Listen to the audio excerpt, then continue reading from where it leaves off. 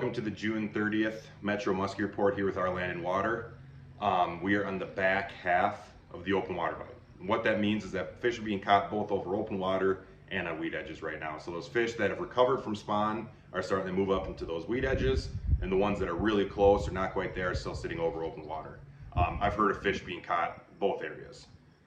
My slump rage is on. I've gone 6 outings now in a row without putting a fish in the net. Nothing but a pike parade for me this year.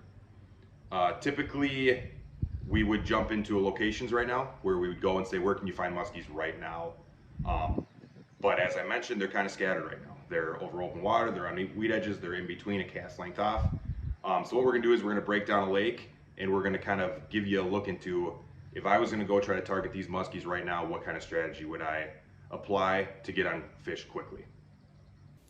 All right, so let's quickly dive into how you should approach any given lake during this time of year when fish are at the lowest densities. And by that, I mean they're kind of spread out between open water and structure. So there isn't a ton of fish on any given spot, more than likely. So the way I would approach a lake similar to this in the metro is I would start by hitting a piece of main lake structure, and I'd hit a piece of shoreline related structure to begin an outing. And I always hit both. And the reason for that is, even if you have a ton of success on the main lake structure, it is possible that it could be even better on shoreline. So I always give them both a shot regardless of what success I find. If I find no success on either one of those, I will switch over to open water.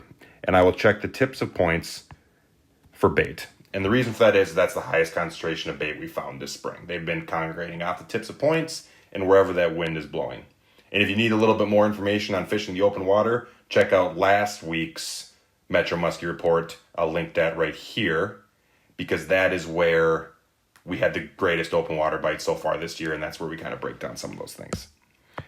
So now we know kind of the progression of how we'd fish some spots. Let's take a look at how we would fish an individual spot, specifically when you run into a fish, whether it be on side imaging or actually moving that fish up to the boat.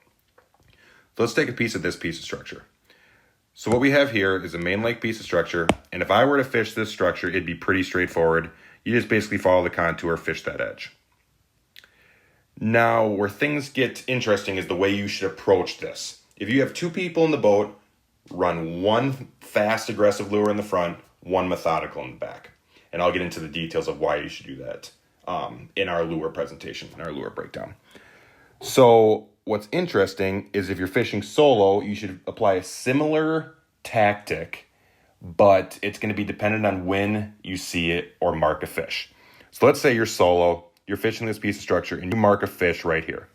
You go over this fish, you mark it on side imaging, it doesn't move. So you don't see that fish come up to the boat, but you mark that fish on side imaging. You know there's a muskie right there. What I would do is you work through, you're casting let's just say a bucktail, and it doesn't go. What I would immediately do is circle back, switch my rod to my more methodical, and I'd hit that again. The reason for this is occasionally when you find a negative fish sitting in a ideal spot like an inside turn like this, sometimes it takes the first lure through to get that fish charged up. And if you immediately follow that aggressive lure with something more methodical, that may be what it takes to get that fish to bite. Now on the contrary, let's say you continue on and you get up to right here and you move a fish off this point. You don't mark this fish, but you move it. This is a fish that I would leave. I would mark that fish on my GPS and I'd move on. The reason for that is you moved this fish off of its structure that it was sitting on, and I would give it a moment to return back to its structure, come back at a moon phase and hit it.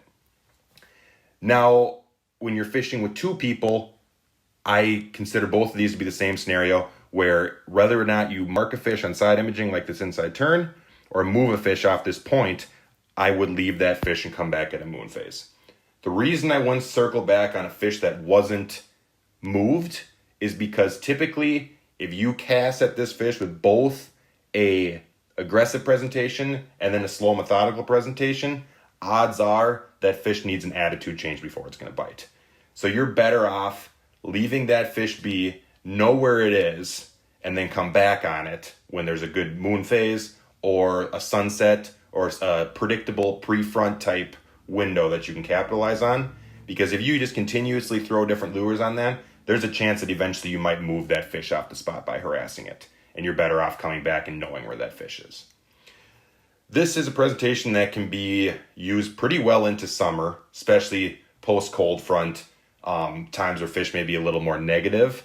But this is a really good way to fish spots right now, especially when you're solo. So keep on watching, take a look at kind of what lures I would have rigged up on my rods, and hopefully I can get you on some fish this week.